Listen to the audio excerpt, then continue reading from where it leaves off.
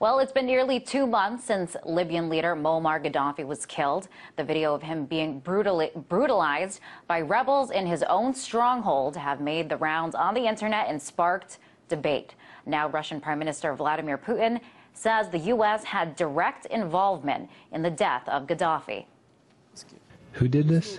Drones, including those of the U.S., struck his motorcade, and then commandos who were not supposed to be there called for the so-called opposition and militants by the radio, and he was killed without an investigation or trial. Well, joining me now to talk about this, investigative journalist Wayne Madsen, who returned from Libya not too long ago. Welcome, Wayne. So first I want to ask you your reaction to Prime Minister Vladimir Putin's statement that the U.S. was directly involved in Gaddafi's death. Well, I think the Prime Minister Putin is correct because, of course, as Prime Minister, he has access to his own intelligence that was gathered from every place, from Russian diplomats to intelligence operatives and other sources. I myself received a call the morning that Kadhafi was captured along with his son and other members of his entourage. They left Sirte after sun up.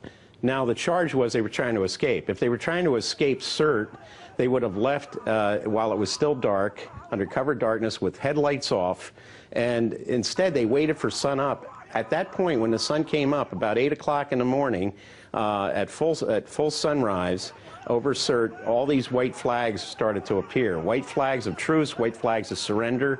It was quite clear that something had been worked out in advance where Gaddafi was either going to go to another location to either surrender, or a deal was worked out where he could leave for another country. We now know that there was negotiations in March of this year between Gaddafi's government and an American private security firm called Executive Action that was negotiating a deal where Gaddafi might be able to go to either Zimbabwe or South Africa. But it looks like the U.S. and the NATO, the drones that had him under surveillance, and the people, the Libyan rebels who were there with U.S. Special Forces present, violated the white truce, white flag of truce, white flag of surrender, something that's been very rarely done. The U.S. did it to the Indians during our genocide of the Native Americans. But the white flag of truce surrender has been recognized since the year 25, the Eastern Han Chinese dynasty. That is an egregious violation of the laws of war, and I think Putin is correct when he said the U.S. was directly involved in Gaddafi's brutal death, and showing scenes of the body of him and his son for days and days and days is just indicative of U.S. policy. We did it with Saddam's sons. They were being shown in a morgue, and when our forces took out Jonas Savimbi in Angola, the rebel leader, he was seen laying on a slab with about 16 bullet holes in his body. The U.S. seems to have a macabre culture of death, and you have to ask, some of the people at the CIA and Pentagon, do they bathe in human blood on a daily basis? This is just a macabre type situation with some of our leadership. I do want to ask you, because you were recently in Libya, you were in the middle of it all, what you saw for yourself and what you heard from your sources. The Pentagon has acknowledged that drones were involved in Libya, but they are denying that there were boots on the ground. To your knowledge, what is the truth behind that? Well, when I was in Libya, we were seeing a fresh videotape coming in from the field, from the battlefront, showing Libyan rebels uncrating brand new FN assault rifles. That's a Belgian company. These were chambered for NATO rounds. Coming out of the crates, you could clearly see these were new weapons. Where are they coming from? Obviously, NATO was in there arming these rebels. These rebels, we were told, oh, they're using old Soviet weapons from the time of during the Cold War, when the Soviet Union sold Libya a lot of weapons. We saw very few. We saw evidence of very little use of Soviet-made weaponry. This was all brand new NATO weapons being used by the rebels.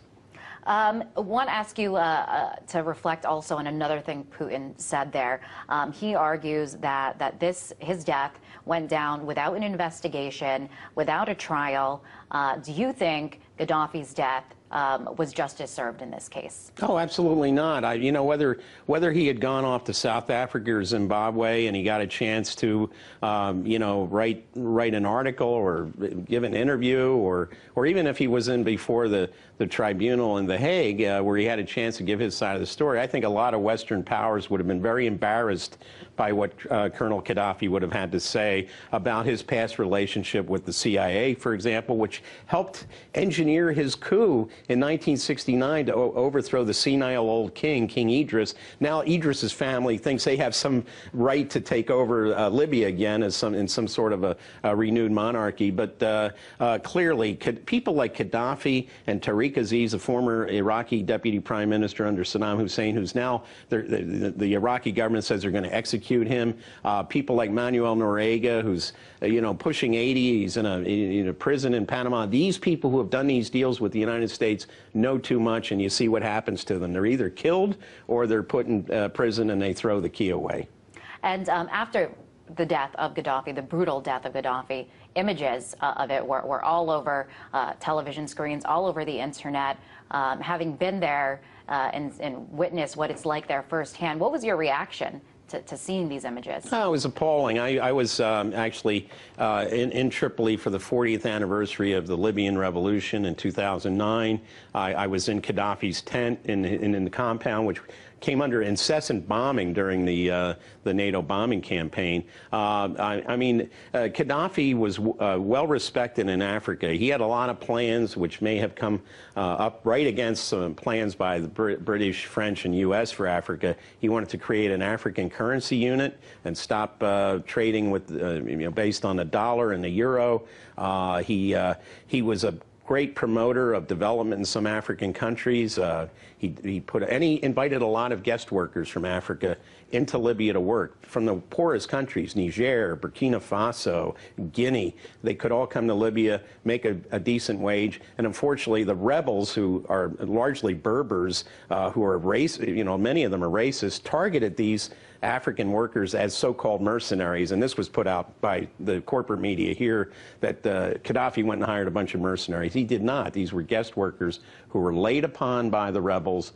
They were brutally killed. Their wives and daughters were raped. And this is the legacy of the so-called Libyan rebels. When the history books are written without the interference of the propagandists, this is what the story is going to tell. And